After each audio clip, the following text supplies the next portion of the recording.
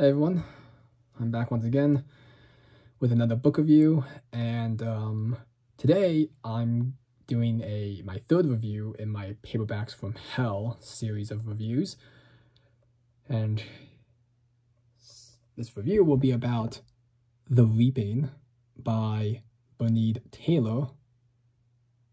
It was originally published in 1980 by Souvenir Press, but this edition came out in 2019 by Valancourt.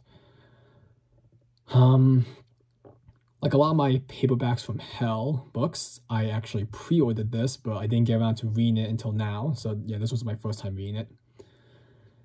Yeah, I have so many books to read, and so many of them get like left in the backlog for a while. But anyways, let's show off the artwork. Very beautiful artwork, I would say. I've said this before in some of my previous videos, but I'm a big fan of like creepy houses and castles on book covers, and I would say this also applies to that. I mean, it's not a castle or a house, but it looks nice. It's, you know, it's like a pretty tower that's also spooky, and you get like the fog in the bottom here, and you get these creepy nuns, you know, walking out of it. So yeah, very beautiful artwork, I'd have to say. So I guess now I'll just read the synopsis. So, and I guess, or I'll also mention now, but this review won't contain any spoilers. So, you know, with that being said, I'll read this now. When Thomas Rigby is commissioned to paint a young woman's portrait at Wolverley Combe House, the offer is too lucrative to refuse. But from the moment of his arrival at the secluded country mansion, strange and inexplicable events begin to transpire.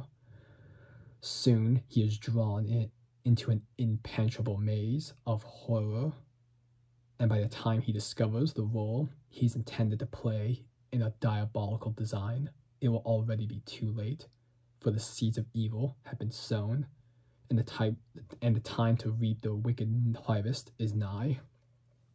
Okay, so the plot of this book is about Tom Rigby. He is a very talented painter, and he always wanted to be a professional as a career, but he had to put that career plan on hold when he got married and had kids. So instead, he just opened a art supply store, and that, you know, they sell like paint and stuff like that, and also they frame paintings for people as well.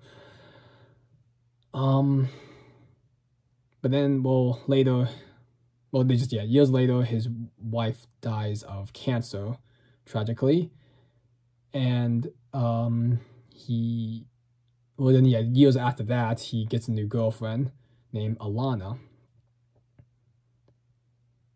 and he's now, like in the present, like, you know, basically when this book takes place, he decides to try to maybe rekindle his, you know, painting career, like trying to make that thing.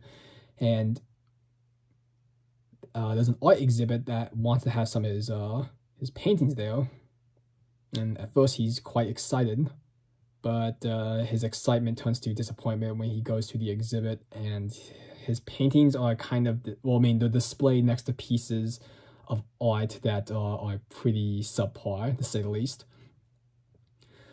So yeah, that disappoints him greatly, but it seems somebody was quite impressed with at least his paintings, because this lady named Miss Weldon, she contacts Tom and telling him that, oh, her boss, Miss Stewart, is very interested in his, you know, his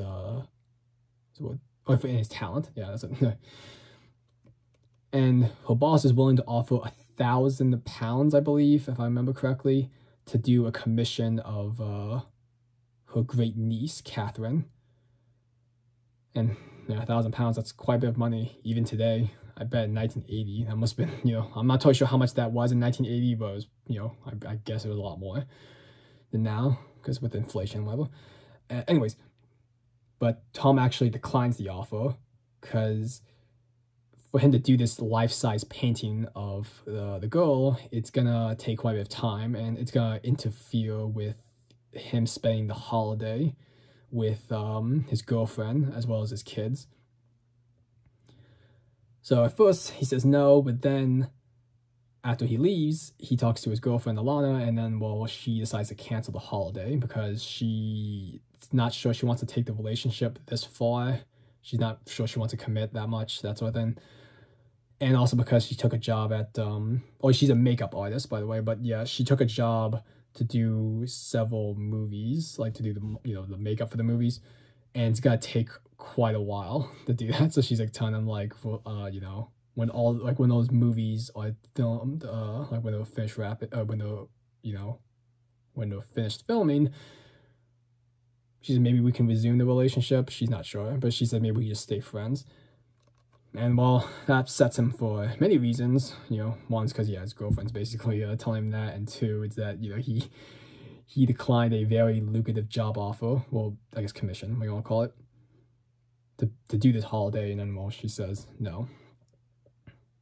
But luckily for him, Miss Weldon contacts him again and then asks him, like, oh, have you changed your mind? And this time he actually agrees to the commission. But yeah, when he gets to the mansion estate that Miss Stewart lives in, it's kind of unusual. Like, it definitely seems very old, and yeah, there's just some creepy stuff going on. Like, it just seems a little weird. Like, something seems off about the place, he mentions. And also, well, yeah, you see these nuns walking around the premises, and just, kind of unusual. It doesn't help the fact that, too, like, Miss Stewart is a little unusual herself. But anyways. But yeah, as he's doing his job, yeah, there's some unusual things. I must have said that word a lot, but yeah, some things are happening, and it just kind of escalates from there. So that's why I'll just leave the, explain the plot at. Anyways.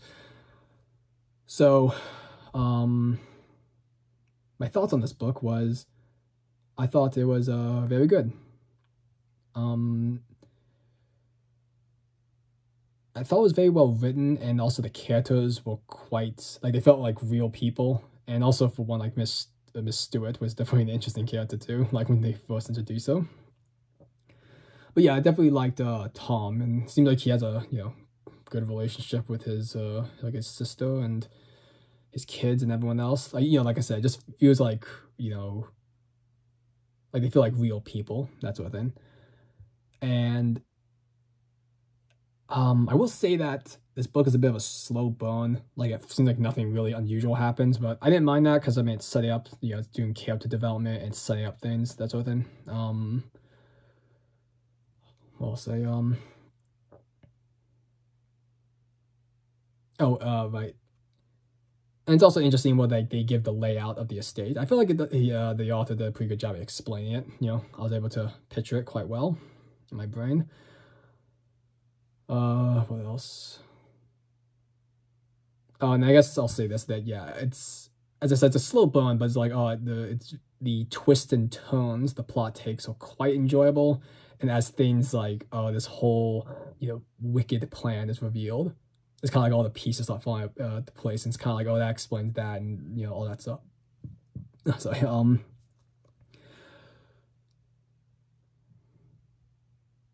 yeah, so it's just like, as these, like, revelations are revealed, it's quite interesting. And I know I say this a lot, but yeah, I can't be flipping through the pages. And like, this is like, I want to see this, because like I said, it's the twists and turns are very enjoyable. And the book itself isn't that long either. It's only just over 200 pages. I believe like 211 if you take out the introduction done by Will Erickson. So, I